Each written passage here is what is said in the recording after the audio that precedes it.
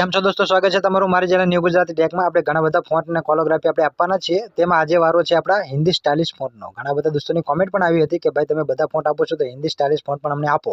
તો આપણી પાસે અવેલેબલ છે, હું તમને આપી રહ્યો છું દોસ્તો। તમે જોઈ શકો છો અહીંયા આ છે આપણી પાસે હિન્દી સ્ટાઇલિશ ફોન્ટ। આ જે રીતે મેં લખ્યું છે, આ શ્રીરામ તમે જોઈ શકો છો। આ ઘણા બધા લગભગ 360 જેવા આ સ્ટાઇલિશ ફોન્ટ છે જે હું તમને આજે આપી રહ્યો છું।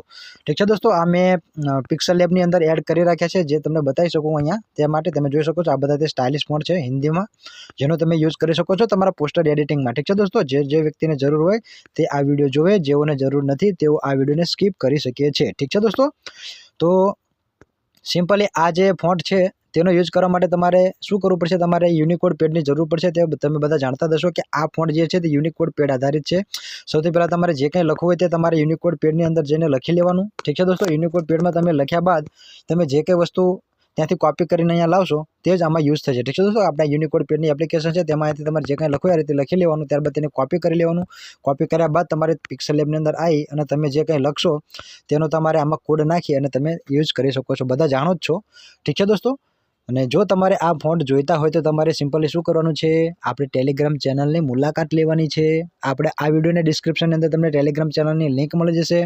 તેની પહેલાં તમારે ટેલિગ્રામ ચેનલની જે એપ્લિકેશન છે તેને શું કરવું પડશે, ડાઉનલોડ કરી લેવી પડશે। તમે જો આવું તેનું ઇન્ટરફેસ છે, બધા જાણો જ છો। આવી ટેલિગ્રામ ચેનલનું આ લિંક તમારે ડાઉનલોડ કરી તેની અંદર તમારું એકાઉન્ટ બનાવી લેશો। ત્યારબાદ તમે જો અહીંયા આપણે આ સ્ટાઇલિશ ફોન્ટ કમિંગ સૂન કરીને આપણે આ પોસ્ટર અહીંયા નાખી દીધું છે અને આની નીચે જ તમને તેની જીપ ફાઇલ પણ મળી જશે।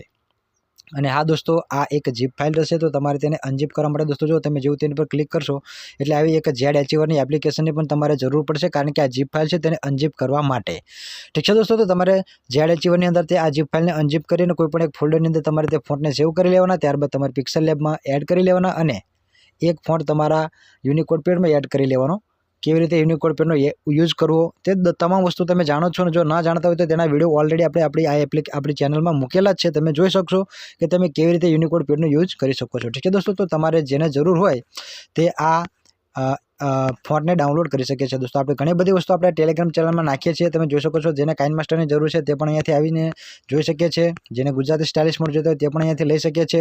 ઠીક છે દોસ્તો, પિક્સલ લેબમાં ફોન્ટ એડ ના થતા હોય તો તમે કેવી રીતે એડ કરી શકો છો તે પણ તમે અહીંયાથી જાણી શકો છો।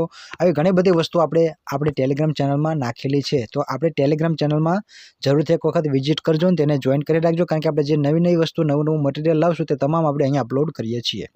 તો જેને હિન્દી ફોન્ટ જોઈએ છે તાત્કાલિક આપણી આ ટેલિગ્રામ ચેનલની મુલાકાત લે। ઠીક છે દોસ્તો, તો વિડીયો ગમે તો વિડીયોને લાઇક કરી દો, ચેનલ પર ના આવે તો તેને સબસ્ક્રાઇબ કરી લો। તમારો કોઈ ક્વેશ્ચન હોય, કંઈ જરૂરિયાત તમારે ઊભી થઈ હોય તો તે મને કોમેન્ટમાં જણાવો કે જેથી કરીને આપણે તેનું સોલ્યુશન કરી શકીએ।